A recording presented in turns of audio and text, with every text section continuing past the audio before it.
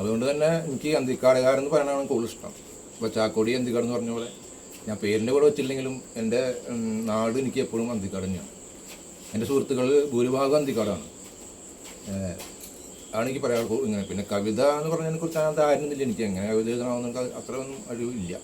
എന്നാലും ഇപ്പോൾ രാവണ്യയുടെ കൂടെയൊക്കെ നടന്ന് കുറേയൊക്കെ അങ്ങനെ പഠിച്ചുകൊണ്ടിരിക്കുന്നു. ഇനി കൂടുതൽ കവിത വായിക്കാം. ആ കവിതയെ കുറിച്ച് പറയാം. കവിത എഴുതാനുണ്ടായ സാഹചര്യം, അതിൻ്റെ പ്രതികരണങ്ങൾ. ചെറിയൊരു കവിത വായിക്കാം. ദാരിദ്ര്യം എന്നാണ് കവിത. ദാരിദ്ര്യം. വിശപ്പൊരു മൂളിപ്പാട്ടും പാടി അയാളിലേക്ക് കയറി വന്നു.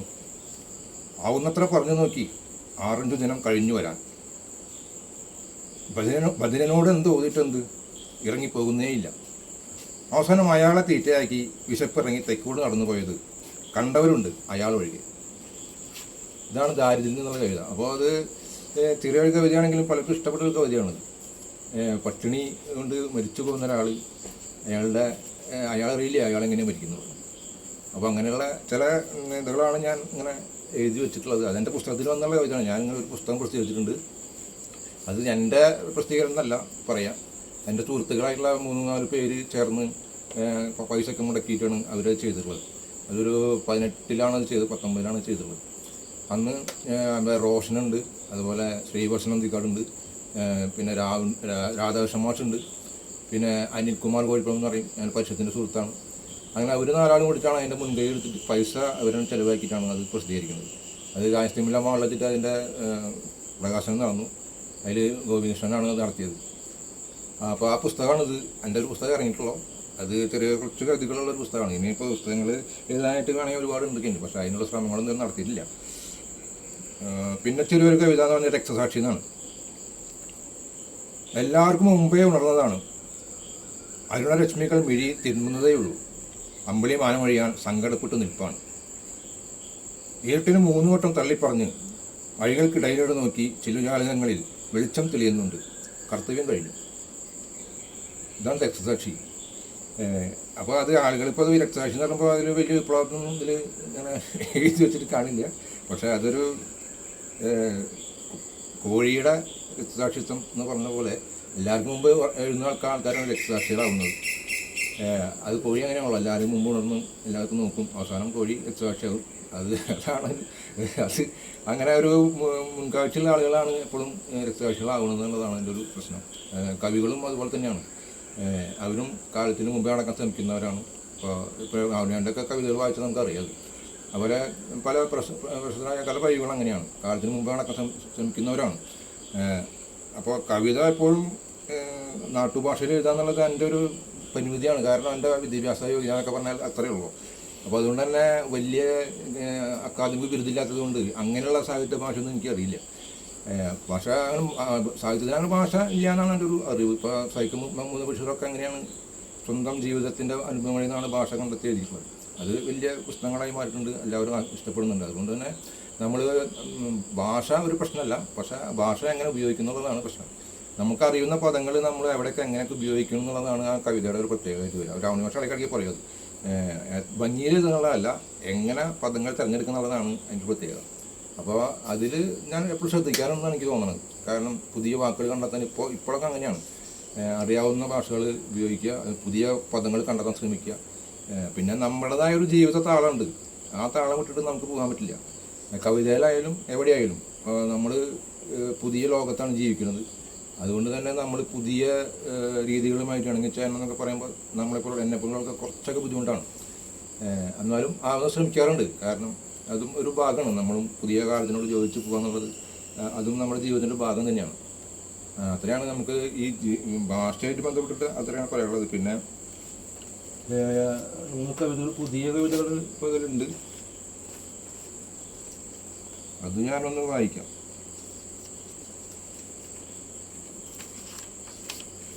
അപ്പോൾ അത് തയ്യാറെടുപ്പ് വളരെ കുറവാണ്. അതാണ് പ്രശ്നം. ഞാനൊരു കവിത വായിക്കാം, ഒരു ചൊൽക്കവിതയാണ് കേട്ടോ. അതായത് ഞാനിപ്പോൾ നാളെ ആകാശവാണിയിൽ അത് വരുന്നുണ്ട്. ആകാശവാണിയിൽ അത് പിന്നീട് മാസം മണ്ണുപാട്ട് മണ്ണ് പാട്ട് അത് നാളെ ആകാശവാണിയിൽ അക്ഷരകേരളം പരിപാടിയിൽ 7:05 ഉണ്ടാവും. പിന്നെ അത് 18-ാം തീയതി രാത്രി 7:35 ഉണ്ടാവും. അതിൽ ഞാൻ ഇത് താളത്തിലുള്ള പാട്ടാണ്. ഒരു കാലത്ത് കേരളപ്പിറവി ദിനത്തിന് മലയാള ദിനം അതിന് എന്നോട് സുഹൃത്ത് പറഞ്ഞു ഇങ്ങനെ ഒരു കവിത എഴുതണം, അത് ഞാനൊന്ന് പറയണം, കുട്ടികൾക്കൊന്ന് വായിച്ചു കൊടുക്കണം. അങ്ങനെ എഴുതിയുള്ള കവിതയാണ്, പ്രസിദ്ധീകരിച്ചിട്ടൊന്നുമില്ല. അപ്പോൾ ഞാനത് പാടാം. മണ്ണുപാട്ട്. മണ്ണ് ചിരിക്കണ കണ്ടാൽ നല്ല വിത്ത് മുളയ്ക്കണ പോലെ, പെണ്ണ് ചിരിക്കണ പോലെ എൻ്റെ സ്വപ്നം വിരിയണ പോലെ. മണ്ണ് കരയണ കണ്ടാൽ നല്ല വേനൽ പഴുക്കണ പോലെ, പെണ്ണ് കരയണ പോലെ എൻ്റെ സ്വപ്നം കരിയണ പോലെ. മണ്ണ് മണത്തു രുചിച്ച ബാല്യകാലം മറഞ്ഞതുപോലെ, മണ്ണപ്പൻ ചുട്ടുകളിച്ച മുറ്റം എങ്ങോ മറഞ്ഞതുപോലെ. മണ്ണു മറന്നു വരുന്ന പുതുകാലം വരണതു കണ്ടാൽ, മന്നവൻ പാതാളം വിട്ട് എൻ്റെ മണ്ണിൽ വരില്ലെൻ്റെ പൊന്നെ. മണ്ണു മറക്കുന്നു മക്കൾ, മലയാളം മറക്കുന്നു മക്കൾ, നെഞ്ച് പിടയ്ക്കണ് പൊന്നെ എൻ്റെ മണ്ണിൻ മണമെത്ര കാലം, എൻ്റെ മണ്ണിൻ മണമെത്ര കാലം. ഇതാണ് ആ കവിത.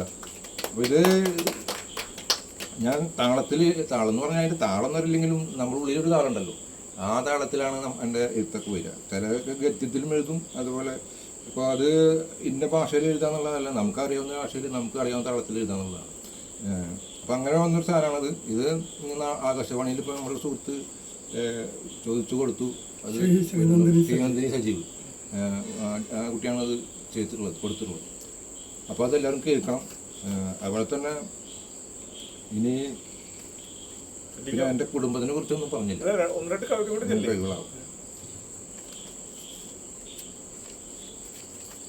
മണ്ണ് മറക്കണു മക്കൾ, മലയാളം മറക്കണു മക്കൾ, അതൊക്കെ വളരെ വളരെ എന്താ പറയുക എരമ്പെന്ന വരികളാണ്. മണ്ണില്ലാത്തതും വരുമ്പോൾ പ്രതിരോധിച്ചു അതൊരു വല്ലാത്ത കാഴ്ചയാണ് ഇപ്പോഴത്തെ. ഞാൻ ഒരു ചെറിയൊരു കവിത വായിക്കാം. അത് വൈനടത്തങ്ങൾ എന്നാണ് കവിതയുടെ പേര്. അത് രാവണിയാനോട് ഇഷ്ടപ്പെട്ട ഒരു കവിതയായിട്ട് അന്ന് എന്നോട് പറഞ്ഞിട്ടുണ്ട്. അത് കാവശ്ശേരി ഇട്ടുള്ളതാണ്. അത് എൻ്റെ നാട്ടുമ്പുറമായിട്ട് ഞാൻ ഉണ്ടാവില്ലാണ്. ഇപ്പോൾ ഇതിൽ വേറെ സംഭവങ്ങളൊന്നുമില്ല. വഴി നടത്തങ്ങൾ. ഒരു ചുമടും മധുരവുമായി പ്രഭാത സവാരിക്കിറങ്ങുന്നു, പടി കടന്നു വഴി പിരിയുന്നു. എഞ്ചിനീയർ ബംഗ്ലാവിൻ്റെ ഗേറ്റിന് മുന്നിലൂടെ ഡോക്ടർ ദമ്പതികളുടെ ഡോബർമാനെ മറികടന്ന് ഗൾഫുകാരൻ്റെ കൂറ്റൻ മാളിക പിന്നിട്ട് എണ്ണച്ചിലേക്ക് കയറുന്നു, നേരത്തെ മടങ്ങി. പിറ്റേന്ന് പുലരിയിൽ ചെത്തുകാരൻ്റെ വീടിന് മുന്നിൽ മുറ്റമടിക്കുന്ന വീട്ടമ്മയ്ക്ക് ഒരു ചെറുചിരി നൽകി പാൽക്കാരനോട് ഗുഡ് മോർണിംഗ് പറഞ്ഞു തൊഴിൽ നനയ്ക്കുന്ന കൃഷ്ണേട്ടനോട് കുശലം ചോദിച്ച് വയൽക്കരയോളം എത്തി. പച്ച തൊട്ട് മടങ്ങി, നേരം വൈകി. പച്ച തൊട്ട് മടങ്ങി, നേരം വൈകി. ചില വഴികൾ കൂടെ നടക്കും, ചിലത് കുഴപ്പിക്കും. ചില വഴികൾ കൂടെ നടക്കും, ചിലത് കുഴപ്പിക്കും. അത് വഴി നടത്തുന്ന കവിതയാണ്. അത് രാവണേട്ട അത് നല്ല ഇഷ്ടപ്പെട്ട എന്നോട് വിളിച്ച് പറഞ്ഞു നല്ല കവിതയാണ്. അപ്പോൾ അത് നമ്മുടെ ജീവിതം ഞാൻ ഡെയിലി ചെയ്യുന്ന ചില അനുഭവങ്ങളിൽ കൂടെ എന്നാൽ കുറച്ചും കൂടിയൊക്കെ നമ്മൾ കാവ്യാത്മകമാക്കാൻ ശ്രമം നടത്താനുള്ളതാണ്. അപ്പോൾ അനുഭവങ്ങൾ അതാണ്. കവിതകളിലും ഇതങ്ങനെ തന്നെയാണ്. എൻ്റെ കുടുംബം എന്ന് പറഞ്ഞാൽ ഇപ്പോൾ ഞങ്ങൾ ഇപ്പോൾ എൻ്റെ പാപ്പനോട് ഹിന്ദി, അതുപോലെ എൻ്റെ സുഹൃത്തുക്കളുണ്ട്. എൻ്റെ പാരമ്പര്യമായിട്ട് ഞങ്ങൾ ചെത്ത് തൊഴിലാളികളാണ്. എൻ്റെ വീട്ടിലെല്ലാവരും ചെത്തുകാരാണ്. അച്ഛൻ തൊട്ട് പാപ്പന്മാരൊക്കെ ചെത്തുകാരാണ്. അപ്പോൾ അന്ന് 4 ആൾ ചെത്തുകാരാണ്. എന്നും കള്ളായിട്ടുള്ള ബന്ധപ്പെട്ട പ്രശ്നങ്ങളും സമരങ്ങളും അങ്ങനെയുള്ള. അപ്പോൾ എൻ്റെ വീട്ടിലൊക്കെ അന്ന് യൂണിയൻ്റെ മീറ്റിംഗ് കൂടാമെന്ന് ഞാൻ പറഞ്ഞു കേട്ടിട്ടുണ്ട്. ഞാൻ കുട്ടിയായിരിക്കുന്ന കാലത്ത് പാപ്പനൊക്കെ പറഞ്ഞിട്ടുള്ളതാണ്. ചെത്തുകാർ യൂണിയൻ്റെ മീറ്റിങ്ങൊക്കെ വീട്ടിൽ കൂടാറുണ്ട്. ഞങ്ങളന്ന് വലിയ വീടാണ്. ഒരൊറ്റ വീടായാലും ചുറ്റ് നല്ല ഇറയായിട്ട് കുറേ ആളുകൾ 18 ആൾ ഞങ്ങൾ ഒരുമിച്ച് താമസിക്കുന്നത്. 18 ആളൊരു വീട്ടിൽ താമസം. അങ്ങനത്തെ ഒരു കുടുംബത്തിലാണ് ഞാൻ ജീവിച്ചത്. അതുകൊണ്ട് തന്നെ കുടുംബ ബന്ധങ്ങളെക്കുറിച്ചും സ്നേഹത്തെക്കുറിച്ചും എനിക്ക് ഒരുപാട് മതിപ്പുള്ള ഒരാളാണ്. അവിടെ ചില സ്നേഹങ്ങളിൽ നമ്മൾ പരാജയപ്പെട്ടു പോകും. നമ്മളെ തോൽപ്പിക്കാനൊക്കെ ചിലപ്പോൾ പെട്ടെന്ന് പറ്റും. സ്നേഹിച്ചാൽ മതി. അത്രേ ഉള്ളൂ. വേറെ അപ്പുറത്ത് വേറെ ഒന്നുമില്ല. നമ്മൾക്ക് വേറെ ഒന്നും തരണ്ട. സ്നേഹിച്ച് കഴിഞ്ഞാൽ ചിലപ്പോൾ ഞാൻ തോറ്റു കൊടുക്കും. അതല്ലെങ്കിൽ ഞാൻ തോറ്റു കൊടുക്കില്ല. അവരവരുടെ പറഞ്ഞ സ്നേഹത്തിന് മുമ്പിൽ മാത്രമേ മനുഷ്യൻ തോൽക്കുള്ളൂ. ഇപ്പോഴത്തെ കാലത്ത് സ്നേഹം കുറഞ്ഞു വരുന്നുള്ളത് ഒരു പ്രശ്നം തന്നെയാണ്. പിന്നെ കുടുംബം ഇപ്പം ഞാൻ താമസിക്കുന്നത് ഞങ്ങളുടെ ഒരു തറവാട് പറമ്പിൽ 4 വീടുണ്ട്. അതിലൊരു വീട് എൻ്റെയാണ്. അതിൽ ഇപ്പോൾ എൻ്റെ അമ്മ മരിച്ചു പോയി 5 വർഷം മുമ്പ്. അന്ന് ഒരു അമ്മയുടെ വന്നിട്ടുണ്ട്. അന്ന് പ്രേംശങ്കർ വന്നിട്ടുണ്ടായിരുന്നു. അപ്പം അങ്ങനെ അപ്പം അന്ന് കോവിഡ് ആയതുകൊണ്ട് അധികം ഇങ്ങനെ ആർക്കും വരാൻ പറ്റാത്തൊരവസ്ഥയായിരുന്നു. അന്നൊരു അതിൻ്റെ അങ്ങനെയുള്ള കാര്യങ്ങൾ നടത്താൻ പറ്റിയില്ല. കാരണം അന്ന് ഇതായിരുന്നു, കണ്ടൻഷനൊക്കെ ആയിരുന്നു. അപ്പോൾ അങ്ങനെ 5 വർഷം മുമ്പ് അമ്മ മരിച്ചു. അച്ഛൻ ഞാൻ കണ്ടിട്ടില്ല. എനിക്കിപ്പോൾ 58 വയസ്സായി. അന്ന് അച്ഛൻ മരിച്ച ഞാൻ ജനിച്ച് 3 മാസം എത്തിയപ്പോൾ അച്ഛൻ മരിച്ചു. അതൊരു അപകടത്തിലാണ്. ചിത്തൊഴിലാളി എന്നുള്ളത് ഞാൻ പറഞ്ഞല്ലോ, തെങ്ങിൻ്റെ മുകളിൽ നിന്നിട്ട് മരിക്കാനുണ്ടാവുന്നത്. അപ്പോൾ അച്ഛൻ ആദ്യം തന്നു പോയതൊരു പേര് മാത്രമാണ്. അച്ഛന് എനിക്ക് പേര് എൻ്റെ അച്ചാത്തിട്ട പേര് വേറെ പേരാണ്. അപ്പം അച്ഛൻ പറഞ്ഞത് വേണ്ട, അവന് കണ്ണെന്ന് കേട്ടാങ്ങൾ. അങ്ങനെ ആ പേര് ഒന്നുകൂടി മാറ്റിയിട്ടു. അപ്പോൾ അത് ആ ഒരു പേര് മാത്രമേ അയാൾ തന്നിട്ടുള്ളൂ. വേറെ സ്നേഹ അല്ലെങ്കിൽ അങ്ങനെയുള്ള ഒന്നും കിട്ടിയില്ല. അപ്പോൾ അതുകൊണ്ട് അങ്ങനെ കുറേ പ്രശ്നങ്ങൾ നമ്മുടെ ജീവിത പ്രതിസന്ധികൾ ഒരുപാട് അങ്ങനെ കടന്നു പോയിട്ടുള്ള ഉണ്ട്. നമുക്ക് എഴുത്തിനും അത് തന്നെയാണ്. എഴുത്തുക എന്ന് പറഞ്ഞാൽ അനുഭവമാണ് ഒരു എഴുത്ത്. രാവണിയോടൊക്കെ എഴുത്ത് ഞാൻ അച്ഛനെക്കുറിച്ചൊക്കെ എഴുതുമ്പോൾ നമുക്കറിയാം അത് അനുഭവമാണ് ശരിക്കും. പക്ഷെ അതൊന്നും കൂടി തെളിപ്പിച്ച് നല്ല ഭാഷയിൽ ആൾക്കാർക്ക് ഹൃദയം തട്ടുന്ന രീതിയിൽ എഴുതുമ്പോഴാണ് അത് എഴുത്താവുന്നത്. അപ്പോൾ എല്ലാവർക്കും അനുഭവങ്ങളുണ്ടായിരിക്കും. അനുഭവങ്ങൾ നമ്മൾ എഴുത്തിൽ കൊണ്ടുവരുമ്പോൾ അത് എഴുത്തുകാരൻ്റെ ഒരു രീതി വരും. അതിന് ക്രിയേറ്റിവിറ്റി തന്നെ വേണം. എല്ലാവരും എഴുതുന്ന പോലെ എല്ലാം ഒരു കവി ലോകത്തെ കാണുന്നത്, അല്ലെങ്കിൽ ഒരു സാഹിത്യകാരൻ ഒരു എഴുത്തുകാരൻ ലോകത്തെ കാണുന്നത്. അപ്പോൾ കുടുംബം ഇപ്പോൾ ഞാൻ പറഞ്ഞല്ലോ, എൻ്റെ ഭാര്യ, അവർ 2 മക്കൾ. ഇവരാണ് ഇപ്പോൾ എൻ്റെ കുടുംബത്തിലുള്ളത്. പിന്നെ ചേട്ടനുണ്ട്. ചേട്ടനപ്പുറത്ത് തൊട്ടാണ് താമസിക്കുന്നുണ്ട്. എൻ്റെ അനിയൻ്റെ വീട് അപ്പുറത്തുണ്ട്. പാപ്പൻ്റെ വീടുണ്ട്. 2 പെൺമക്കളും ഞാനും ഭാര്യയാണ് ഇപ്പോൾ എൻ്റെ വീട്ടിലുള്ളത്. അവർക്ക് അങ്ങനെ എന്താ പറയുക, സാഹിത്യം എഴുത്തുന്നെന്ന് പറഞ്ഞാൽ അത്ര വലിയ ഇഷ്ടക്കുറവൊന്നുമില്ല. ഇഷ്ടക്കുറവില്ല. പക്ഷെ എൻ്റെ ഒരു കവിത പോലും അവൾ വായിച്ചില്ല, എൻ്റെ ഭാര്യ വായിച്ചിട്ടില്ല. കാരണം അങ്ങനെ ആ ഒരു മേഖലയ്ക്കല്ല അവരുടെ ഇത്. എന്നാൽ അതൊന്നും കുറ്റമൊന്നും പറയില്ല. എന്ത് വേണമെങ്കിലും ആവാം, എഴുതുകയും പാടുകയൊക്കെ ആവാം, ഒരു വിരോധമില്ല. അല്ലെങ്കിൽ അങ്ങനെ ഭർത്താവ് എനിക്ക് ഇഷ്ടമുള്ള കാര്യം ചെയ്യാൻ പാടില്ലെന്നും അങ്ങനത്തെ ഒരു അഭിപ്രായമൊന്നുമില്ല. എനിക്ക് ഇഷ്ടമുള്ള നിങ്ങൾ ചെയ്തു, കുഴപ്പമൊന്നുമില്ല. അവരുടെ എതിർപ്പില്ല. അപ്പോൾ എൻ്റെ പരിപാടികൾ നടത്തണോണ്ടോ അല്ലെങ്കിൽ ഞാൻ നമുക്ക് ആവശ്യങ്ങൾ എന്തെങ്കിലും പരിപാടിക്ക് പോകണം, അതിനൊന്നും ഒരു എതിർപ്പില്ല. നേരത്തിന് പോകാനേ പറയുള്ളൂ വെച്ചിട്ട്.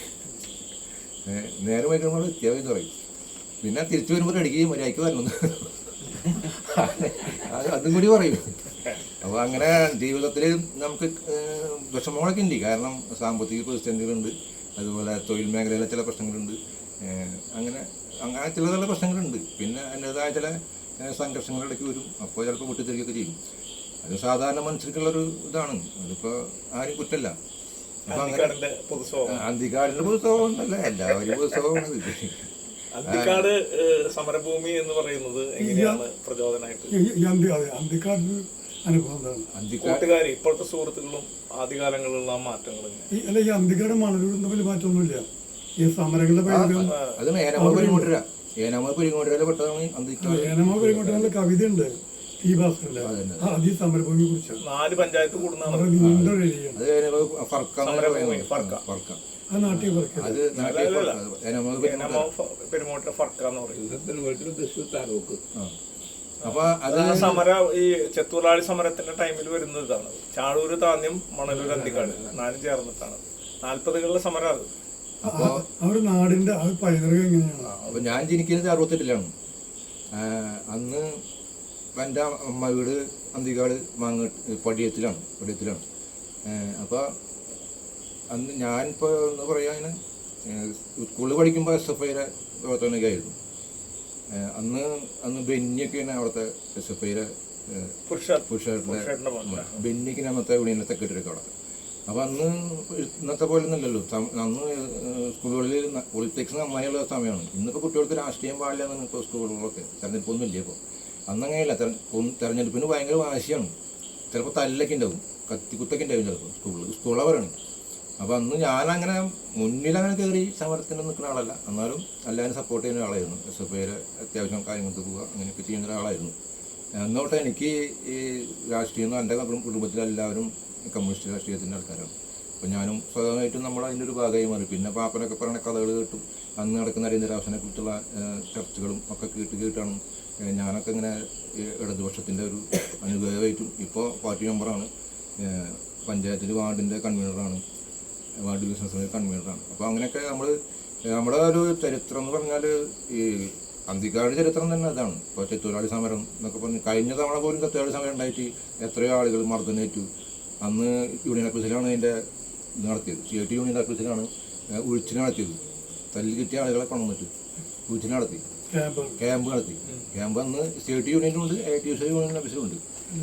അന്ന് രാത്രി 89 സമരം ബോണസ് അല്ല ബോണസല്ല കളക്ടറുടെ മുമ്പിൽ കളക്ടറുടെ ഇവിടെ ഭീകരമർദ്ദനേറ്റ് അപ്പോൾ അന്ന് ഞാനൊക്കെ അവിടെ ഉണ്ട്, ഞങ്ങൾ ഇവിടെ ഇന്നുണ്ടാവും. അന്ന് ആളുകൾക്ക് വീട്ടിൽ കിടന്ന് ഉറങ്ങാൻ പറ്റാത്ത അവസ്ഥ വന്നു. ചെത്തൊഴിലാളികളായ ആളുകൾക്ക് പോലീസ് ഒരു വീട് വന്ന് മുട്ടണം ഇങ്ങനെ ഇവിടെ ഉണ്ടെങ്കിൽ പിടിച്ചുകൊണ്ടാൻ വേണ്ടിയിട്ട്. അങ്ങനത്തെ ഒരു അവസ്ഥ വന്നപ്പോൾ പ്രശ്നമായപ്പോൾ അവിടുത്തെ നേതാക്കന്മാരൊക്കെ VS വിളിച്ച് പറഞ്ഞു ഇങ്ങനെ വിഷയമുണ്ട്, അന്തിക്കാട് ഞങ്ങൾക്ക് ഇങ്ങനെ പ്രശ്നമുണ്ട് പറഞ്ഞു. അന്ന് VS പ്രതിപക്ഷ നേതാവാണ്. അങ്ങനെ VS ആരെങ്കിലും വന്നു, അന്തിക്കാടി വന്നു, തിരികെ വന്നു. എല്ലാവരും ഞെട്ടിയായി. ആള് വിളിച്ചപ്പോഴേക്കും വരുന്നു. ഏത് പീരീഡ് ആയിരിക്കും അത് ശരിയാതെ ആ വർഷം UDF ഭരിക്കുന്ന സമയമായിരിക്കും.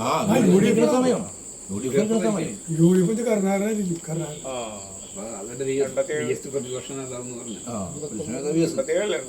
കർണാടക ഉമ്മൻചാണ്ടിയോ അത് പറയാൻ വയ്യ. ഉമ്മൻചാണ്ടി ആന്റണിയോ സംശയമുണ്ട്. 89 ആയിരിക്കും. 89 ആകുമ്പോൾ നാരായണ ഭരിക്കുന്നത്. അതിന് മുമ്പത്തെ ടൈമിലാണ് കർണാടകം വരുന്നത് 87 മുമ്പ്. 87 ഇലക്ഷനിലല്ലേ നമ്മുടെ തങ്കമണിയും ആറാന്തിരിമുറവും ഒക്കെ വന്നിട്ട് നമ്മൾ ഭരണത്തിൽ കയറിയത്. അപ്പൊ അങ്ങനെ അതിന് മുമ്പായിരിക്കും VS വന്നിട്ട് അവിടെ വിളിച്ചിൽ നടത്തുന്ന ആൾക്കാരെ കണ്ടിട്ട് പറഞ്ഞു എന്താ പ്രശ്നം, എവിടെ സ്റ്റേഷൻ എവിടെ കാണിച്ചു, പോലീസ് സ്റ്റേഷൻ എവിടെ കാണിച്ചു. അപ്പോൾ പറഞ്ഞു ഇവിടെ നിന്ന് കുറച്ച് നടക്കണം, നമുക്ക് വണ്ടി വിളിച്ച് പോകാനാണ്. അപ്പോൾ ആൾ വന്നു, വണ്ടിയൊന്നും വിളിക്കണ്ട, ആൾ നടന്നു സ്റ്റേഷനിലേക്ക്. അപ്പോൾ അവിടെ നിന്ന് കുറച്ച് ഉണ്ട്, 1/2 കിലോമീറ്റർ ഉണ്ട്. ആൾ നടന്നപ്പോൾ പിന്നെ ആൾക്കാർ നേതാക്കന്മാർക്കാക്കിയാൻ പറ്റുമോ, എല്ലാവരും പിന്നാലെ നടന്നു. സ്റ്റേഷൻ വിളിക്കുന്ന നിറച്ച ആൾക്കാരായി പിന്നിൽ. അവിടെ ആൾ ചെന്ന് അവിടെ ഇരുന്നു, ഇൻസ്പെക്ടറെ കണ്ടു, CA കണ്ടു. അപ്പോൾ അവർ ആൾ പറഞ്ഞേ ഞാൻ VS അറിയില്ല വാങ്ങിച്ചു.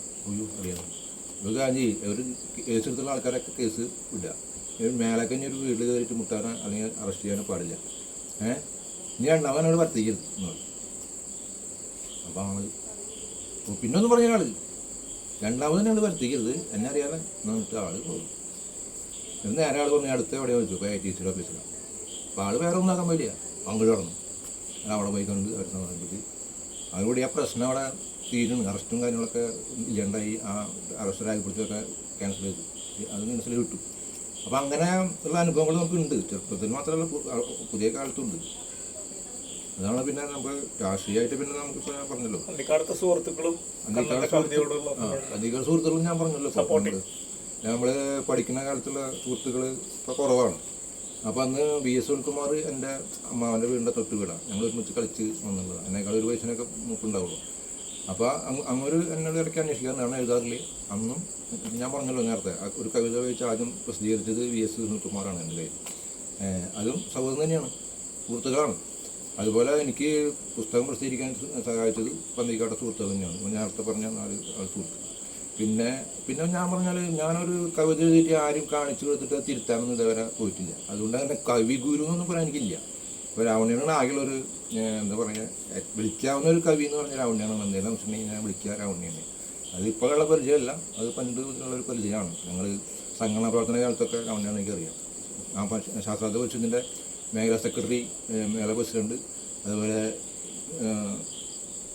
പുരാതന പ്രധാനത്തിൻ്റെ ഏരിയ കമ്മിറ്റി മെമ്പർ ഒക്കെ ആയിട്ട് പ്രവർത്തിച്ചിട്ടുണ്ട്. അതുപോലെ തന്നെ പരിഷത്തിൻ്റെ കലാജാതിൻ്റെ അതിലൊരു ആക്റ്റീവായിട്ട് പ്രവർത്തിച്ചിട്ടുണ്ട്. അപ്പോൾ അതൊക്കെ നമ്മുടെ പുരോഗമന ചിന്തകളെ ബലപ്പെടുത്താനായിട്ട് സഹായിച്ചിട്ടുണ്ട്. ഇപ്പോഴും ഇങ്ങനെയുള്ള കാര്യങ്ങൾ ഇടപെടുന്നത് തന്നെ അതുകൊണ്ടാണ്. നമുക്ക് പലപ്പോഴും വഴിതെറ്റാനുള്ള ഒരുപാട് സാധ്യതകളുണ്ട് നമ്മുടെ നാട്ടുമ്പുറങ്ങളിലായാലും നഗരങ്ങളിലായാലും.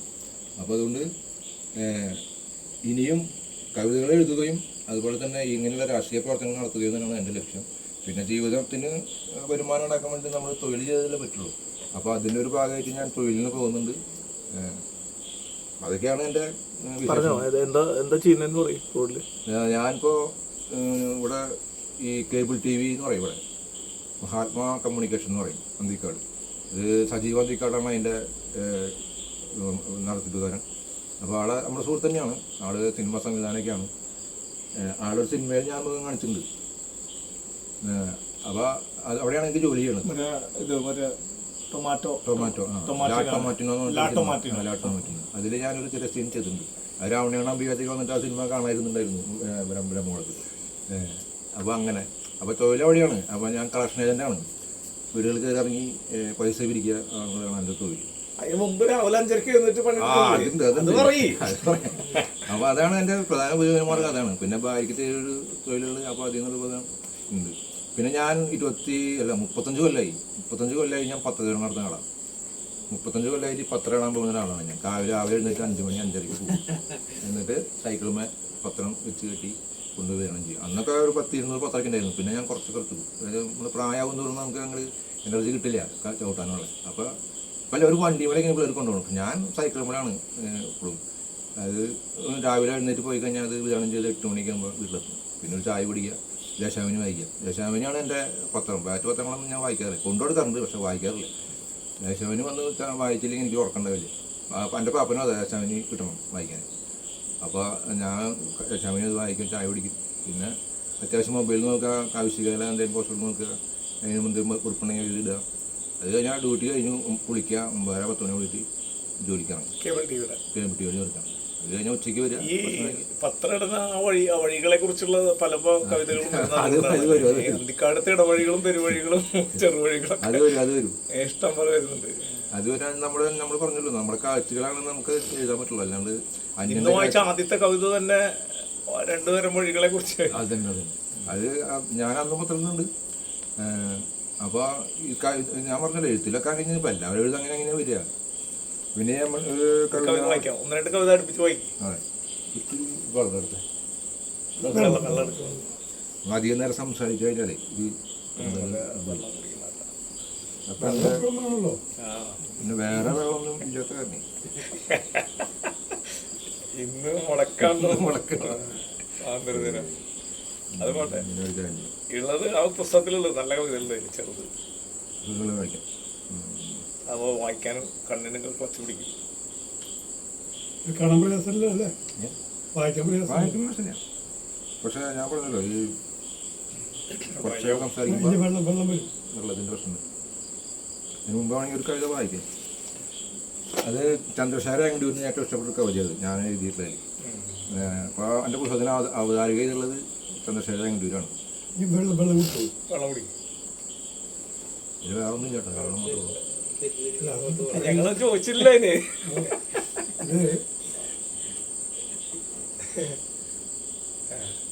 ഓക്കെ, ഇനി കവിത 2-3 അടുപ്പിച്ച് ചോദിക്കും. തെറ്റാണെങ്കിൽ നമുക്ക് ഇവരുടെ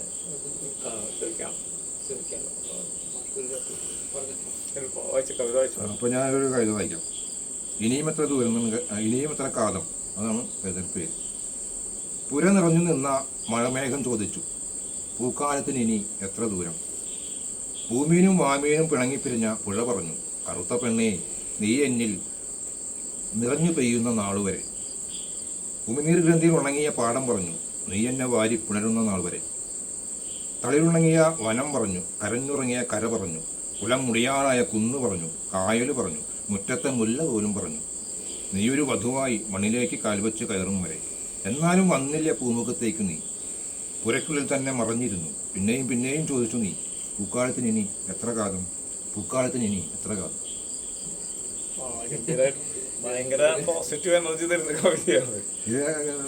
ഇഷ്ടപ്പെട്ട കവിത എന്നോട് പറഞ്ഞു, നല്ല കവിതയായിട്ടുണ്ട്.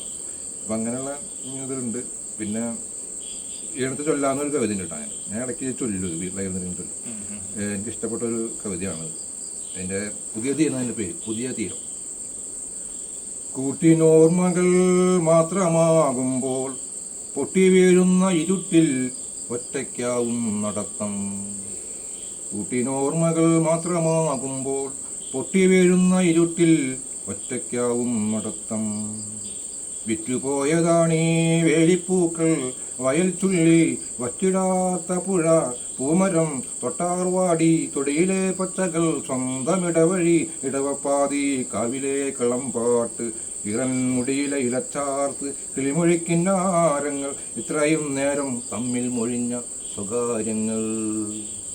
വിറ്റുപോയതാണീ വ്യഥകൾ, വിപ്ലവ സ്വപ്നങ്ങൾ വികാരങ്ങൾ കണ്ണിൽ കത്തിയാളും പ്രണയം കടൽക്കര കണ്ണീരുപ്പു പോലും വിറ്റുപോയതാണീ തീരം മറുകര തേടിയലഞ്ഞലഞ്ഞൊടുവിൽ എത്താതിരിക്കില്ല പുതിയ തീരങ്ങളിൽ. അത് ഇത് ഞാൻ സ്നാപ്പായിട്ട് ആക്ട് ചെയ്തിട്ടുണ്ടെന്ന് തോന്നുന്നു. സംശയമുണ്ട്.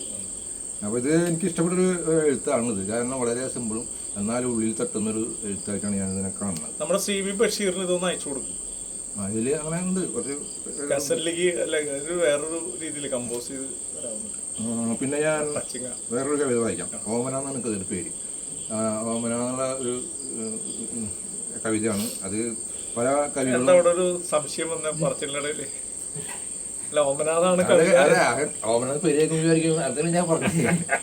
അപ്പോൾ ഇത് ഈ ഒരു പല കവികളും ഉപയോഗിച്ചുള്ള ബിംബമാണ് ഓമന. കദളിവാഴ കയ്യിൽ മാത്രമല്ല മുറ്റത്തെ മുരിങ്ങയിലും മൂവാണ്ടൻ മാവിലും മൂത്രപ്പുഴയുടെ അരികത്തും ഉമ്മറത്തും തരം കിട്ടിയാൽ ഉത്തരത്തിലും കയറിയിരിക്കും. കറുപ്പാണ്, കരുവാളിപ്പെന്ന് പറയില്ല. കഥ ഒരുപാടുണ്ട്. ഉണ്ണിക്ക് മാമു കൊടുക്കാൻ, വിരുന്ന് വിളിക്കാൻ, കണ്ടറിയാൻ, അമ്മ ചൂടെടുക്കും മുമ്പേ കൊത്തിപ്പെറുക്കി വൃത്തിയാക്കാൻ. എങ്കിലും എനിക്കിഷ്ടമൊന്നുമല്ല. കറുപ്പകിൻ്റെ കരുത്തിൻ്റെ സംഘഗാനമാണ്. അതാണ് ഒരു കവിത. അപ്പോൾ ഇമേജ് അതിൽ ഓമന എന്ന് പറഞ്ഞു മാത്രമേ ഉള്ളൂ. പിന്നെ ഒരു കവിത ഞാൻ വായിക്കട്ടെ. ഞാൻ ലൈബ്രറിനായിട്ട് ഒരു 10 കൊല്ലം ഉണ്ടായിരുന്നു. ഇവിടെ ഞങ്ങൾ ശ്രീകൃഷ്ണ വായനശാല എന്ന് പറയും. അത് എൻ്റെ പാപ്പനൊക്കെ കൂടി തുടങ്ങിയുള്ളൊരു ഗ്രന്ഥശാലയായിരുന്നു. ഇപ്പോൾ അത് പ്രവർത്തിക്കുന്നില്ല. അത് പ്രവർത്തനം എന്ന് പറയാൻ നിശ്ചലായി. അപ്പോൾ ഞാൻ അന്ന് ഞങ്ങൾ ലൈബ്രറിയൻ അതിൽ ഞങ്ങൾ യൂണിയനൊക്കെ ഉണ്ടാക്കിയിട്ട് ഞങ്ങൾ പ്രവർത്തിച്ചിട്ടുണ്ടെങ്കിൽ അങ്ങനെ ഒരു സംഭവം ഉണ്ടായിരുന്നു. അന്ന് തൃശ്ശൂർ താലൂക്ക് ലൈബ്രറിയുടെ ഒരു പുസ്തകം, ഇപ്പോൾ അതുണ്ടോയെന്ന് അറിയില്ല, അങ്ങനെ ഒരു പുസ്തകം ഇറക്കിയിരുന്നു. 3 മാസം കൂടുമ്പോൾ ഒരു പുസ്തകം ഇറക്കും. അപ്പോൾ അന്ന് ഞാൻ അതിലൊരു പ്രസിദ്ധീകരിച്ചൊരു കവിതയാണ്. അന്ന് ഞാൻ ലൈബ്രറിയായിട്ട് പ്രവർത്തിക്കുമ്പോൾ ഉണ്ടായ ഒരു അനുഭവം കേട്ടത്. ഗ്രന്ഥപുര എന്നതിൻ്റെ പേര്. ഗ്രന്ഥപുര. വാതിൽ തുറക്കുമ്പോൾ കേൾക്കാം അടക്കി പിടിച്ച തേങ്ങലുകൾ, പൊട്ടിക്കരച്ച് കൊലുസ് കിലുങ്ങുന്ന പോലുള്ള ചിരി, രതിമർമ്മരങ്ങൾ, നിരയേടുകൾ നിരയുള്ള പടകധ്വനികൾ, ശ്രുതിമധുരമാർന്ന സംഗീതം, കളിരുമ്പുന്ന പോലുള്ള ഭാഷണങ്ങൾ, പുതിയ കാലത്തെക്കുറിച്ചുള്ള ഉണർത്തുപാട്ടുകൾ. അകത്ത് കടക്കുമ്പോൾ എല്ലാവരും ഇരിപ്പാണ്. മഴക്കാലത്തെ ക്ലാസ് മുറി പോലെ എല്ലാ മുഖത്തേക്കും നോക്കി പുഞ്ചിരിച്ച് വാതിലടച്ച് പിരിയുമ്പോൾ ആരോ പിറുപിറുക്കുന്നു. നാളെയും എല്ലാ മുഖത്തും നോക്കി പുഞ്ചിരിച്ച് വാതിലടച്ച് പിരിയുമ്പോൾ ആരോ പിറുപിറുക്കുന്നു.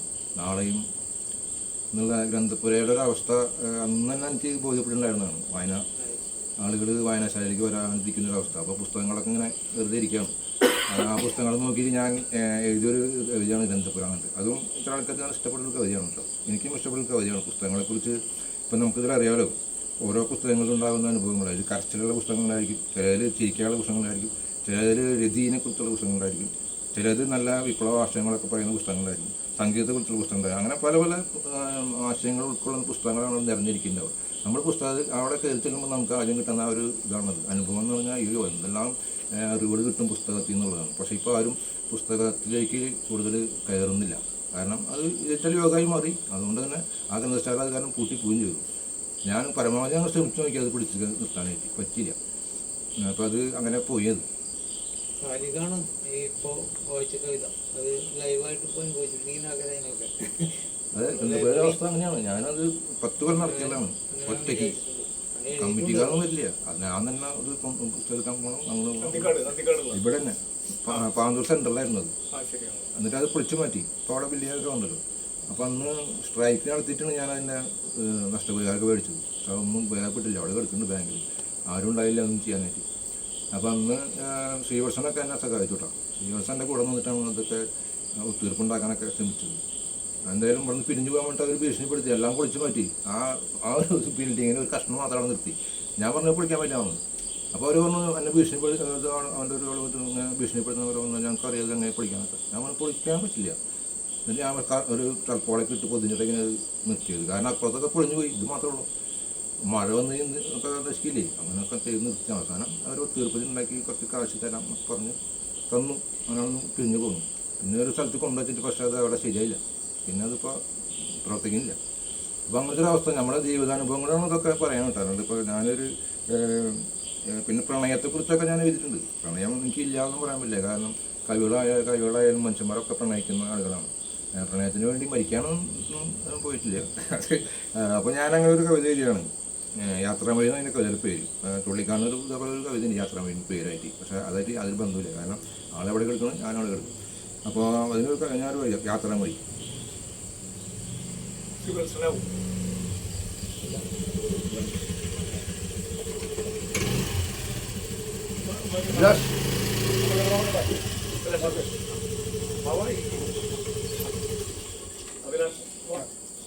നിഷേ, അപ്പോൾ യാത്രാമൊഴി ഒരു കവിത വായിക്കാം.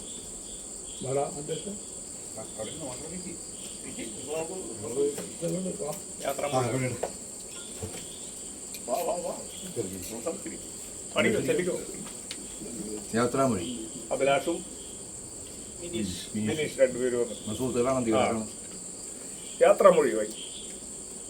നീ തന്നു പിരിഞ്ഞ ഒടുവിലത്തെ ചുംബനത്തിൻ മധുരമാണെന്നും നഷ്ടപ്രണയമേ എൻ്റെ ജീവരസായനം. കലുഷിതമിക്കാലമെങ്കിലും ഉഷ്ണപ്രഭാതത്തിൽ എവിടെയോ ഒരു മഞ്ഞുകണമായി നീ പെയ്തിറങ്ങുന്നു. ഹരിതമുണങ്ങിപ്പോയ കാലം ബാക്കി വച്ച ഒടുക്കളിൽ ഒരിറ്റു കണ്ണീരാളെ നനച്ചെടുക്കുമ്പോൾ സ്വാതന്ത്ര്യത്തിൻ്റെ സൗഹൃദത്തിൻ്റെ ഓർമ്മചിത്രങ്ങളിൽ ഞാൻ അഴിഞ്ഞു ചേരുന്നു. തേടുന്നില്ല ഏതു ശീതീകരിച്ച മുറിയിലാണെങ്കിലും കരിമഷി എഴുതിയ മിഴീണകൾ നനയാതിരിക്കട്ടെ. തേടുന്നില്ല ഏതു ശീതീകരിച്ച മുറിയിലാണെങ്കിലും കരിമഷി എഴുതിയ മിഴീണകൾ നനയാതിരിക്കട്ടെ. അതാണ് യാത്രാമൊഴി എന്ന് എഴുതാം. ഒരു പ്രണയം പിരിഞ്ഞു പോയപ്പോൾ ഉണ്ടാകുന്ന ആ പ്രണയോട് നന്നായിരിക്കുക എവിടെയായാലും എന്നുള്ളൊരു ആ രീതിയിലാണെങ്കിലും സിമ്പിളായിട്ട് അങ്ങനെ കാണാൻ ശ്രമിച്ചത് നോക്കാം. അന്തിക്കാടുള്ള മറ്റു കവി സുഹൃത്തുക്കളെ കുറിച്ച് കവി സുഹൃത്തുക്കളുണ്ട്. ഇപ്പോൾ നമുക്ക് ഏറ്റവും അടുത്തൊരു കവി സുഹൃത്ത് എന്ന് പറഞ്ഞാൽ പ്രേംശങ്കർ അന്തിക്കാടാണ്. ഇപ്പോൾ പ്രേംശങ്കറെ കുറിച്ച് ഇപ്പോൾ നമുക്ക് പ്രത്യേകം പറയേണ്ട കാര്യമില്ല. അത് ഇപ്പോൾ കരളുള്ള ഒരാൾക്ക് ദാനം ചെയ്ത് ഇപ്പോൾ വന്നിട്ടുണ്ട്. അപ്പോൾ എൻ്റെ ഏറ്റവും അടുത്തൊരു കവി സുഹൃത്ത് എന്ന് പറഞ്ഞാൽ പ്രേംശങ്കർ അന്തിക്കാടാണ്. പിന്നെ വേറെ ആളുകളുണ്ട്. ഇപ്പോൾ സജീവേട്ടനുണ്ട്, രാവണ്യൻ്റെ ഒക്കെ ജൂനിയറായിട്ടുള്ള ആളാണ് സജീവേട്ടൻ. പ്രീതി അന്തിക്കാടുണ്ട്. ഇപ്പം കുട്ടി എഴുതാറില്ല കൊണ്ട് ഇപ്പോൾ വളരെ പൂർവ്വമായിട്ട് കാണാം. ഇപ്പോൾ സജീവേട്ടൻ ഫേസ്ബുക്കിലൊക്കെ അത്യാവശ്യം എഴുതുന്നുണ്ട്. അങ്ങനെയൊക്കെ. പിന്നെ കാഞ്ഞാണിയിലെത്തുമ്പോൾ കാഞ്ഞാണിയിലുണ്ട് അനിൽപുഷ്പ എന്നുള്ള സാംസ്കാരിക മണ്ഡലത്തിലെ ജി അന്തിക്കാടും. ജി അന്തിക്കാട് എനിക്ക് പഴയ പരിചയമുള്ള ആളാണ്. ഈ പരിഷത്തിന്റെ വരുമ്പോ നമുക്ക് ഡോക്ടർ ജി ശാന്തകുമാറിനെ പിന്നെ ഞാൻ എനിക്കൊരു ഓർമ്മ വരുന്നത് ശ്രീശാന്തകുമാറിനെ കുറിച്ച് ഓർമ്മ. ശാന്തകുമാർ മാഷ് എന്ന് പറഞ്ഞാലേ ഞാൻ പക്ഷത്തിന്റെ യൂണിറ്റ് സെക്രട്ടറി ആയിരിക്കുന്ന സമയത്ത്, മേഖലാ സെക്രട്ടറി ആയിരുന്ന സമയത്ത് നമ്മൾ സംസ്ഥാന സമ്മേളനം നടക്കുന്നത് തിരുവനന്തപുരത്താണ്. അപ്പോൾ ഞങ്ങൾ ഇവിടുന്ന് ട്രെയിനിൽ തൃശ്ശൂരിൽ നിന്ന് ജില്ലാ കമ്മിറ്റിയിലുള്ള ആൾക്കാരും ഞാനൊക്കെ അതിൽ പ്രതിനിധിയാണ് സംസ്ഥാന സമ്മേളനത്തിൽ പ്രതിനിധിയായിട്ട് തിരുവനന്തപുരത്തേക്ക് പോയി. ഇവിടെ ചെന്ന് അവിടെ 3-4 ദിവസത്തെ സമ്മേളനം. അപ്പോൾ അവിടെ ചെന്ന് ഇപ്പോൾ റിപ്പോർട്ട് അവതരിപ്പിക്കലും രജിസ്ട്രിങ് കാര്യങ്ങളൊക്കെ നടന്നുകൊണ്ടിരിക്കൽ അങ്ങനെ. അപ്പം അന്ന് ഞാൻ ഞങ്ങളുടെ മേഖലയ്ക്ക് വന്ന് ഏറ്റവും കൂടുതൽ പുസ്തകം പ്രചരിപ്പിച്ച മേഖല സംസ്ഥാനത്ത് തന്നെ. അത് പ്രത്യേകമായിട്ട് എടുത്ത് പറഞ്ഞു അന്തിക്കാട്. അപ്പോൾ അന്തിക്കാടിനെ കുറിച്ച് പറഞ്ഞപ്പോൾ ശരിക്കും ഭയങ്കര സന്തോഷമായി. കാരണം സംസ്ഥാന തലത്തിൽ തന്നെ ഏറ്റവും കൂടുതൽ പുസ്തകം പ്രചരിപ്പിച്ച ഒരു മേഖല ആയിട്ട് അന്തിക്കാടിനെ അവർ പറഞ്ഞു. അന്ന് പൂനാടിനൊക്കെ അതിൻ്റെ പ്രസിഡന്റ്, ഞാൻ സെക്രട്ടറി. അപ്പോൾ അങ്ങനെ 2 ദിവസം കഴിഞ്ഞപ്പോഴാണ് എനിക്ക് ഒരു അറിയിപ്പ് വരുന്നു. അന്ന് ഫോണൊന്നുമില്ല എൻ്റെ കയ്യിൽ. എവിടേക്ക് എങ്ങനെയും അവിടെ അറിയിപ്പ് കിട്ടി. തിരുവനന്തപുരത്തേക്ക് ആരോ ബന്ധപ്പെട്ട ആരോ വിദ്യാസാഗർ മാഷാണുണ്ട്. എൻ്റെ അടുത്താണ് വിദ്യാസാഗർ മാഷ് വീട്. എൻ്റെതൊക്കെ വടക്കേക്ക് വിടുന്നു, ഡോക്ടർ വിദ്യാസാഗർ. അപ്പോൾ അങ്ങനെ കൊണ്ട് അറിയിച്ചത് എൻ്റെ അമ്മാവൻ മരിച്ചു വീട്ടിൽ. എനിക്ക് ഇങ്ങോട്ട് വരണ്ടേ, അറിയിപ്പ് വന്നു. അപ്പോൾ അന്ന് CG പറഞ്ഞേ ഇപ്പം എങ്ങനെയാ അങ്ങനെ പറഞ്ഞേക്കണ്ടേ. അപ്പോൾ CGയുടെ മോനെ അവിടെ ഒരു ഔഷധശാലയുണ്ട് തിരുവനന്തപുരത്ത്, അവനൊരു കടയുണ്ട്. അപ്പോൾ അവനെ വിളിച്ച് മനോജനെ ഇവിടെ പറഞ്ഞു, നീ ഒരു കാര്യം ജീവനെ തിരുവനന്തപുരം ആ സ്റ്റേഷനിൽ കൊണ്ടുപോയിട്ട് വണ്ടി കിട്ടണം. എനിക്കാണെങ്കിൽ വലിയ പരിചയമൊന്നുമില്ല, ഇങ്ങനെ യാത്ര കുറവായ കാരണം ട്രെയിനിൽ കയറി യാത്ര ചെയ്യാമെന്ന് പരിചയക്കുറവൊക്കെ ഉണ്ട്. ആ മനോജ് പറഞ്ഞപ്പോൾ പോരെ ഞാൻ വണ്ടിയമ്മ കൊണ്ടുവന്നിട്ട് അവിടെ നിന്ന്. അപ്പോൾ അന്ന് എനിക്കത് മുഴുവനാക്കാൻ പറ്റിയില്ല, 2 ദിവസമായിട്ട് പങ്കെടുക്കാൻ പറ്റുള്ളൂ. അപ്പം അമ്മ മരിച്ചു വന്നപ്പോൾ ഒരു പോന്നു. അങ്ങനെ അവൻ വന്ന് എന്നെ ട്രെയിൻ കയറ്റി വിട്ടു. അപ്പോൾ അങ്ങനെ ഒരു ഓർമ്മ ശരിയായിട്ടുണ്ട്. പിന്നെ CGയുടെ സ്നേഹം എന്ന് പറഞ്ഞാൽ ഇപ്പോൾ എന്താ പറയുക, അന്തിക്കാട് വരുമ്പോൾ ആൾ പട്ടി ബസ്സിൽ കയറും. അവിടെ ആൾ സാധാരണ ഒരു മനുഷ്യൻ, അതിനൊരു ചാള മേടിച്ചൊരു കവറിട്ട് കൊണ്ടുപോകും അത് വീട്ടിലേക്ക്. അപ്പോൾ അന്ന് അന്തിക്കട കയറിയില്ല ഇങ്ങനെ മൊത്തം നോട്ടാ അവസാനം ആൾ മരിച്ചപ്പോഴാണ് ഈ മനുഷ്യ ഇത്രയും വലിയ ആളാണെന്നുള്ളത് അന്തിക്കാലത്ത് മനസ്സിലായത്. അതായത് ആ തോമസ് ഐസൊക്കെ അങ്ങനെ അങ്ങോട്ട് കാറുകൾ ഇങ്ങനെ വന്നുകൊണ്ടിരിക്കുന്നു, വലിയ വലിയ നേതാക്കന്മാരും ഒക്കെ വന്നുകൊണ്ടിരിക്കുമ്പോൾ ആൾക്കാർ ഇത്ര വലിയ മനുഷ്യനാണോ ഇതിലൊക്കെ നടന്നു വരുന്നത് അന്ന് അന്തിക്കാലത്ത് മനസ്സിലായത്. നമുക്കൊക്കെ അറിയാം ആളുടെ പ്രസംഗം. ഇപ്പോൾ ഞാൻ പറഞ്ഞ കേട്ടോ, CG പറഞ്ഞൊരു കാര്യമുണ്ട്. നമ്മൾ സമ്മേളനത്തിൽ ഇരിക്കുമ്പോൾ അല്ലെങ്കിൽ നമ്മൾ ക്ലാസ് എടുക്കുമ്പോൾ വളരെ നിഷ്കളങ്കമായിട്ട് അത് സംസാരിക്കും. അപ്പോൾ ആൾ പറഞ്ഞ LPG എന്ന് പറയാറ്, അതായത് ലിബറലൈസേഷൻ, ഗ്ലോബലൈസേഷൻ ആൻഡ് LPG, അതായത് ലിബറലൈസേഷൻ, പ്രൈവറ്റൈസേഷൻ, ഗ്ലോബലൈസേഷൻ. അതിനാൾ സിമ്പിളായിട്ട് പറയാം LPG എന്ന് പറയാം. പുള്ളിയാണ് ഗ്യാസിനെ പറ്റി പറയാണ്, ഗ്യാസ് അല്ലുള്ളത്. ലിബറലൈസേഷൻ, പ്രൈവറ്റൈസേഷൻ, അതന്നെ ഗ്ലോബലൈസേഷൻ, അതിന് LPG. അപ്പം ഞാൻ ആദ്യം കേൾക്കുന്നത് ഇങ്ങനെയൊക്കെ കേൾക്കുന്നത് ആളവായെന്നാണ്. ഇതൊക്കെ അന്ന് നമ്മൾ ചർച്ച ചെയ്യുന്ന കാര്യങ്ങളാണ്. CG ഇതിനെക്കുറിച്ചൊക്കെ ആദ്യമായി പറയാം നമുക്ക്. അപ്പോൾ നമുക്ക് പെട്ടെന്ന് മനസ്സിലാവും. ഇപ്പോൾ MP പരമേശ്വരൻ നമ്മുടെ പരിശുദ്ധാരൻ, അങ്ങോട്ട് എഴുത്തുകൾ എന്ന് പറഞ്ഞാൽ സിമ്പിളാണ്. വലുതാഴ്ച ഇത് മാർക്സിൻ്റെ പഠനങ്ങളൊക്കെ അവൾ കൃത്യമായിട്ട് എത്ര സിമ്പിളായിട്ട് നമുക്ക് പറഞ്ഞില്ല. അതുപോലെ CG മാഷും ഇങ്ങനെ നമ്മൾ സംസാരിക്കുന്ന പോലെ സംസാരിക്കും. അപ്പം നമുക്ക് കൃത്യമായിട്ട് അത് ബോധ്യപ്പെടും. അപ്പോൾ മാഷ് സംഘടനപ്പെടുത്തി പറയുമ്പോൾ ഒരു ഒറ്റ വാക്ക് പറയാം. അതെന്ന് പറയലേ, നമ്മൾ സംഘടനപ്പെടുന്ന നടത്തുന്നെങ്കിൽ ഒരു പാറ പൊട്ടിക്കുന്ന പോലെ കല്ലുടയ്ക്കുന്ന പറയുന്നത്. ചിറ്റി വെച്ചിട്ട് ഇങ്ങനെ ക്ലോസ് ചെയ്യുന്ന ആൾക്കാർ കല്ലുടയ്ക്കും. വലിയ കല്ല് നമ്മൾ മെറ്റലാക്കി മാറ്റാം. അന്നൊക്കെ അങ്ങനെയാണ്. ഇപ്പം അങ്ങനെ അന്നൊന്നും പ്രഷറില്ലല്ലോ. അപ്പോൾ വലിയ കല്ല് ഇങ്ങനെ ചുറ്റൂർ അടിച്ചടിച്ചടിച്ച് പൊട്ടിക്കുന്നില്ല. അപ്പോൾ മാഷ് പറയാം സംഘടന പ്രവർത്തനം അങ്ങനെയാണ്. നമ്മൾ ഒരു സ്ഥലത്ത് അടിച്ചു കഴിഞ്ഞാൽ അപ്പം തന്നെ പൊട്ടില്ല. അടിച്ചോടെ തന്നെ അടിക്കണം, നല്ല പൊട്ടുള്ളൂ. അതുപോലെ നമ്മൾ പ്രവർത്തിക്കുമ്പോൾ സമരം ചെയ്യാൻ വെച്ചാൽ ആ സമരം നടത്തി അങ്ങനെ വീട്ടിൽ പോയില്ല. നിരന്തരം സമരം നടത്തുമ്പോഴാണ് ആ സമരത്തിന് ആൾക്കാർ ഉണ്ടാവുള്ള വിജയിക്കുള്ളൂ. അപ്പോൾ ജന്തർമന്ദർ കുട്ടികളൊക്കെ ചെയ്തത് അതാണ്. അവർ വിട്ടുകൊടുത്തില്ല, അവിടെ തന്നെ ഇരുന്ന് അടിച്ചോടത്തടിച്ചിരുന്നു, അവനത് വിജയിച്ചു. അപ്പോൾ നമ്മൾ പല സമരങ്ങളും തോറ്റു പോകാനുള്ള കാരണം അതാണ്. കാരണം നമ്മൾ ജയിക്കാൻ വേണ്ടി സമരം ചെയ്യുന്നില്ല ആളാണ്. നമ്മൾ സമരം ചെയ്യുന്നുണ്ട്. അപ്പോൾ അത് മാഷ അങ്ങനെ പറയാൻ പറയാം, ആ അടിച്ചോടത്തടിക്കണം എന്ന് പറയാം. പൊട്ടിക്കണമെങ്കിൽ ഒരടിച്ചോ രണ്ടടിച്ച് പൊട്ടിയില്ലെങ്കിൽ അത് മടങ്ങിക്ക് പോലെ ചെയ്യാം. അടിച്ചോട്ട് അടിച്ചു കഴിഞ്ഞാൽ പൊട്ടും. അപ്പോൾ അങ്ങനെയൊക്കെയുള്ള ചില സിമ്പിൾ ലളിതമായിട്ടുള്ള ചില വർത്തമാനങ്ങൾ മാഷ് പറയും. പരാജയപ്പെടുന്ന സമരങ്ങളും പ്രധാനമാണ്, ജയിക്കുന്നത് മാത്രമല്ല. അപ്പോൾ ശാന്തകുമാർ മാഷിന്റെ തെരഞ്ഞെടുപ്പ് പ്രചരണത്തിന് വരാൻ പറ്റിയിട്ടുണ്ട് കേട്ടോ. പരിഷത്തിന്റെ പ്രവർത്തകരെല്ലാം പങ്കെടുത്തിട്ടുണ്ട്. നമ്മൾ തെരഞ്ഞെടുപ്പിന് മത്സരിച്ചിട്ടുണ്ട്. മാഷ് തെരഞ്ഞെടുപ്പിന് മത്സരിച്ചിട്ടുണ്ട്.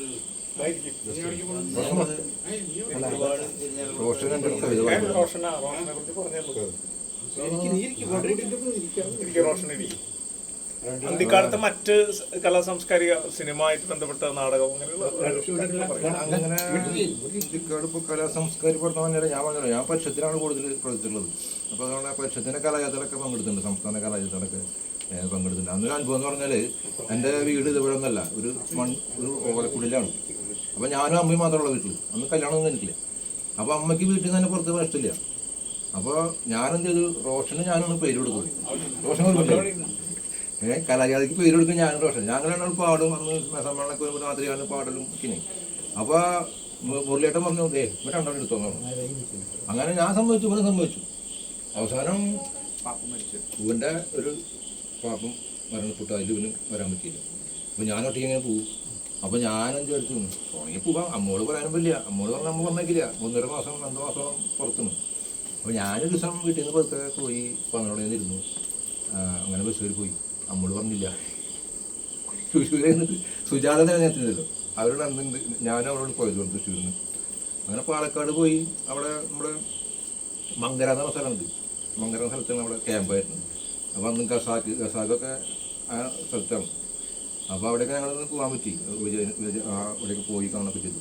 അപ്പോൾ അന്ന് ഒരു മാസത്തോളം ട്രെയിനിങ്, പിന്നെ 1 മാസം കളിക്കലാണ് പണി. അന്ന് അവിടെ പോയി. അപ്പം ഞാൻ താടിയൊക്കെ വെച്ച് അങ്ങനെ ഒരു ബുദ്ധിസ്റ്റൈൽ നടക്കുള്ളൂ. അവിടെ നിന്നപ്പോൾ അതൊന്നും വലിയ അറിഞ്ഞു. അപ്പോൾ അവരെന്നെ എന്നെ ഇവിടെ താടിയൊക്കെ പഠിപ്പിച്ച്, ഇത് നിനക്ക് താടി വെച്ച് അഭിനയിക്കാൻ പറ്റില്ല. അപ്പോൾ ഏത് റോളെ പറ്റുക നമ്മൾ നോക്കി. ഞാൻ പറഞ്ഞു. അപ്പോൾ അതിൽ കുറേ വേഷങ്ങളുണ്ട്. ഒരു ചെത്തുകാരൻ്റെ വേഷമുണ്ട്. അപ്പോൾ എനിക്ക് പിന്നെ സിമ്പിളല്ല, ചെത്തുകാരൻ്റെ വേഷം ഞാൻ ഒന്നും കാണുന്ന കാര്യം. അപ്പോൾ ചെത്തുകാരനായിട്ട് അന്ന് വേഷം ചെയ്തു. എത്ര സ്റ്റേജിലെ വരുന്ന അറിയാം. അന്ന് തേഞ്ഞിപ്പല്ലം യൂണിവേഴ്സിറ്റിയിലാണ് അതിൻ്റെ ഉദ്ഘാടനം നടന്നത്. സുമാഴിക്കോണം ഉദ്ഘാടനം ചെയ്തത്. അപ്പോൾ അങ്ങനെയുള്ള അനുഭവങ്ങളുണ്ട് നമ്മുടെ അന്ന്.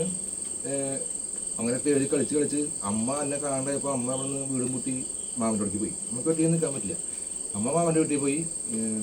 അങ്ങനെ അമ്മ അന്വേഷിച്ചപ്പോൾ ഒരു പിടിയില്ല അവിടെ പോയെന്ന്.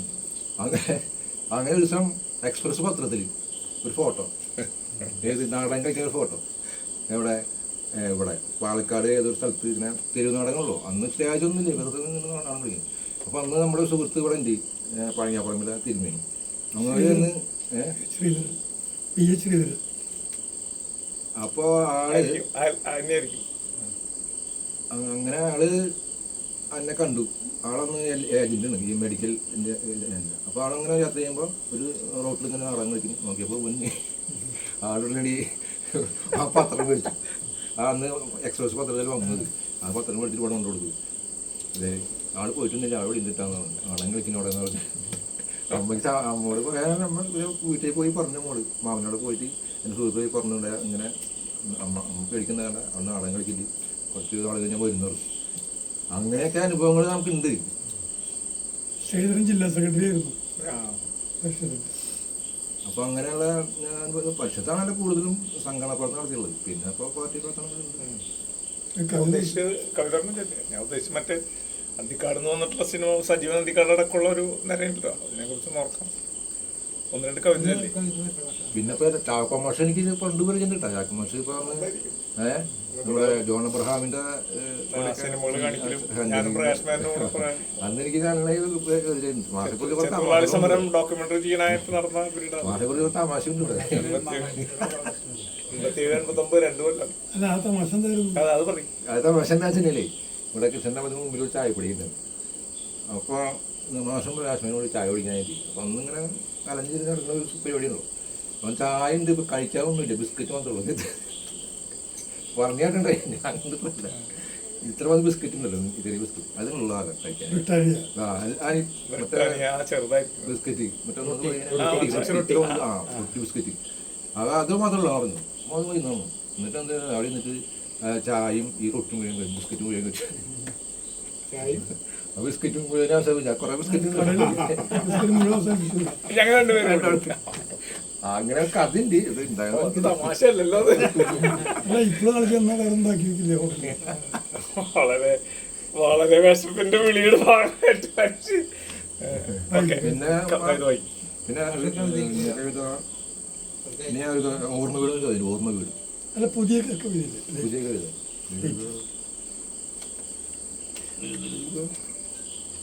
ഞാനും സെലക്ട് ചെയ്ത് വെച്ചില്ല.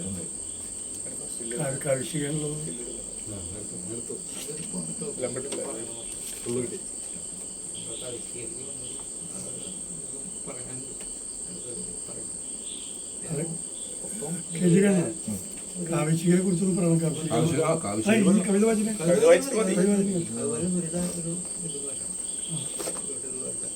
സമയം നോക്കണ്ട പക്ഷേ നമുക്ക് കാവിശികൾക്ക് വരുന്നത് ലാസ്റ്റ് പറഞ്ഞ് സമാപ്തി ചെയ്താൽ മതി.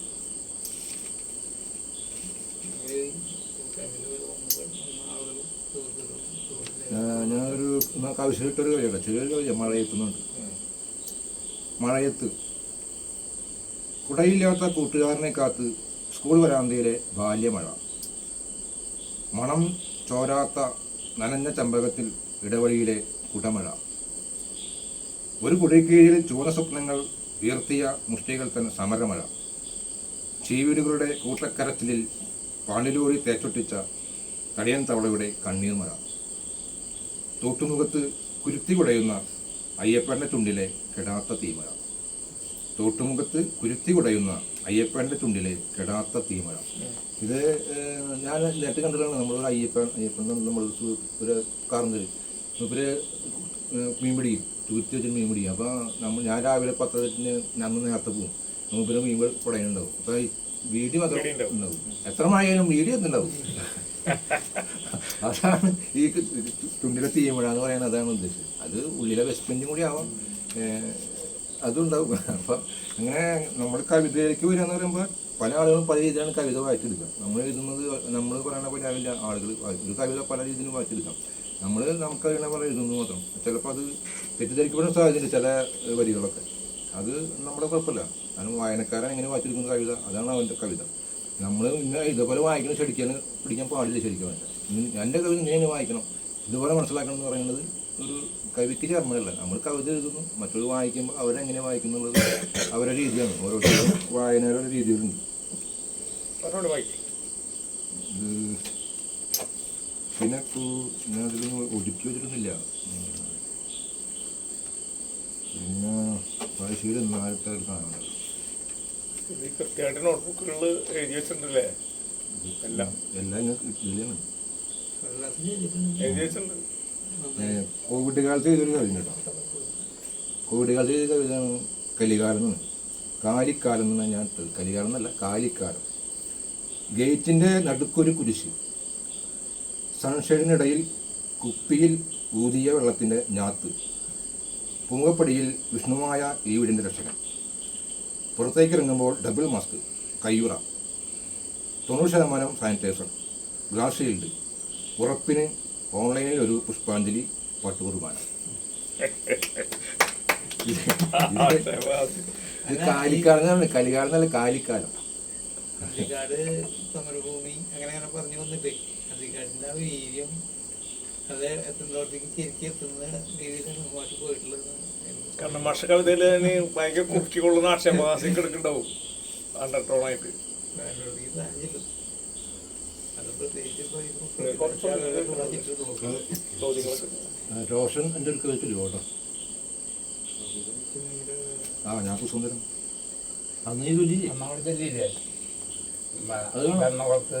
റോഷൻ്റെ ഏറ്റവും സുഹൃത്താണ്. അമ്മായി കവിത ചൊല്ലും. ഒരു കാലത്ത് ഞങ്ങളുടെ ആരാധന കവിതയാണ് റോഷൻ. അത് ഒരു കവിത കൊടുക്ക് റോഷൻ, ഒന്നിരിക്കും മാഷ് കുറച്ച്. പിന്നെ ഞാനേ ഒരു ഒറ്റമരന്നൊരു കവിതയാണ്. ഒറ്റമരം. അതിൽ കുറച്ച് താളുണ്ടായിരുന്നു. ഇളം കാറ്റിലിളകിയാടി ഇലയുടുപ്പിട്ടും കിളികൾക്കു കിന്നരിക്കാനിടം കൊടുത്തും കിനാവള്ളിക്ക് പടർന്നേറാൻ ഉയിർ കൊടുത്തും ഉയരത്തിൽ താരകത്തിൽ തിരി കൊടുത്തും തൂമഞ്ഞിന് ചാഞ്ഞുറങ്ങാൻ തൽപ്പം വിരിച്ചും താഴെ വീറിന് വിരുന്നേകി വിയർത്ത തനുവിന് തണലേകി പുഞ്ചിരിപ്പൂ ചന്തമോടെ മണ്ണിനമൃതായി ഒറ്റയല്ലാതൊറ്റയായി ഒറ്റമരം നിൽപ്പൂ. അതൊരു ഒറ്റമരം എന്നുള്ളൊരു കവിയാണ്. പിന്നെ യാവണ്യാനെ കുറിച്ച് ഒരു കവിത എഴുതിയിട്ടില്ലേ? അത് വായിക്കണം. ഞാൻ വിളിക്കാം, ഒരു മീറ്റിങ്ങിലാണ്. അത് വായിക്കേ. അതെ, അത് വായിക്കണം. എനിക്ക് പുറത്തിറങ്ങി നടക്കാൻ പറ്റാതെ അങ്ങനെയില്ല, കുറച്ചും കൂടി ഫ്രീ ആവാൻ സാധ്യതയുണ്ട്. കണ്ട മാഷല്ലേ എഴുതുന്നത്. സ്റ്റേറ്റ് പിടിച്ചുകൊണ്ട് അവസ്ഥ ഇല്ല. ഇത് അങ്ങനെയല്ലത്. ഇത് രാവണ്യാനെ കുറിച്ച് നമ്മൾ അന്ന് രാവണ്യാൻ്റെ മറ്റേ കിട്ടിയില്ല, സമ്മാനം കിട്ടിയില്ല. അപ്പോൾ അന്ന് എല്ലാവരും രാവണ്യാനെ കുറിച്ച് പിറന്നാളാണെന്നുണ്ട് രാവണ്യാനെ കുറിച്ച് കവിത എഴുതുന്ന പറഞ്ഞിട്ടില്ലേ കുറെ ആൾക്കാർ. അപ്പം അങ്ങനെ ഞാൻ എഴുതാം. അത് അത്ര നന്നായിട്ടില്ല കേട്ടോ. എന്നാലും എനിക്ക് ഇഷ്ടപ്പെട്ട ഒരു ഇതാണത്. അതിൻ്റെ പേര് കവിയാത്ര എന്ന്. കവിയാത്ര. അച്ഛൻ നട്ട വീട്ടിൽ നിന്നും കവിതയിൽ നിന്ന പോലെ സ്കൂട്ടറിൽ കയറി രാജവീതിയിൽ ഒലിഞ്ഞ പെങ്ങൾ നക്ഷത്രത്തെ ഓർമ്മയിൽ ഉമ്മ വെച്ചു. വടക്കേ വെട്ടുവഴിയിൽ ഓളന്തല്ലിപ്പാറയിലെത്തി താഴോട്ടിറങ്ങി എഞ്ചിൻ തറയിലിരുന്നു. വിണ്ടുകൂറിയ പാടത്തെ അച്ഛൻ വിളകളെ സ്മരിച്ചു തിരിച്ചു. ഷവറിന് കീഴേക്കൊരു എഞ്ചിൻ കുളി. ഉമ്മറത്ത് അമ്പയുടെ വർത്തമാനം മാത്രം കേട്ടിരിക്കെ ഒരു വിളി. കൈപ്പിള്ളിയിലെ ആലോചനാ വേദിയിൽ ആദരവിനെത്താൻ ചന്ദനക്കുറി തൊട്ട നന്ദൻ ഹെൽമറ്റ് അണിഞ്ഞു. മറ്റുദേശത്തിൻ്റെ ഉയരത്തിലെ കുന്നത്തങ്ങാടി വഴിയിൽ അരിമ്പൂർ മഹാത്മാ ഗ്രന്ഥശാലയിലേക്കൊരു കാക്ക നോട്ടം. അവിടെ തന്നെയുണ്ടോ വടിയൂന്നി ശിരസുയർത്തി ഇന്ത്യയുടെ സ്വപ്നം ഹേറാം ഹേറാം.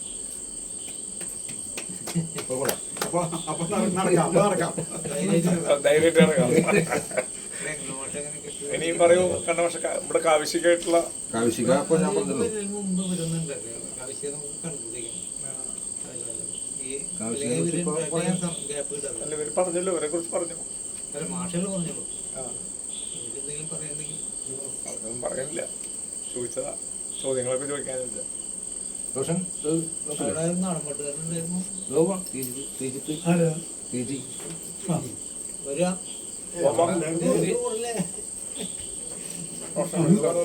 അമ്പിയുടെ പോയി നിങ്ങളുണ്ടല്ലോ റോഷൻ മറ്റേതാ അത് വ്യക്തിത്വം ഉയർത്തേക്കും പറ്റും.